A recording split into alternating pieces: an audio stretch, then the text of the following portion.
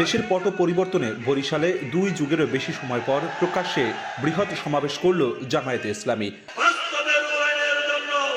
মঙ্গলবার বিকেলে জেলা ও মহানগরের বিভিন্ন এলাকা থেকে দলে দলে নেতাকর্মীরা যোগ দেন কেন্দ্রীয় হেমায়েতুদ্দিন ঈদগাহ ময়দানে। বাংলাদেশের মানুষ একেবারেই বৈষম্য চায় না। দলটির কেন্দ্রীয় ও তৃণমূল নেতাকর্মীদের অংশগ্রহণে মিলন মেলায় পরিণত হয় সম্মেলন। প্রধান অতিথির বক্তব্যে জামায়াতের আমির আওয়ামী লীগকে রাজনৈতিক দল নয়, গণহত্যাকারী সিন্ডিকেট হিসেবে আখ্যায়িত করে ফ্যাসিস্ট উপাধি পাওয়া শেখ হাসিনার সমালোচনা করেন। তারা ক্ষমতার রাক্ষস, তারা অর্থের রাক্ষস, তারা দাম্ভিক ছিলেন। রাজনীতির নাম যদি গণহত্যা হয় তাহলে এমন দল বাংলাদেশের জনগণ বরদাস্ত করবে না। তৈরি থাকুন, যুদ্ধ কেবল শুরু, যুদ্ধ শেষ হয়নি। আগাছা পরগাছা সাফ না হওয়া পর্যন্ত যুদ্ধ অব্যাহত থাকবে।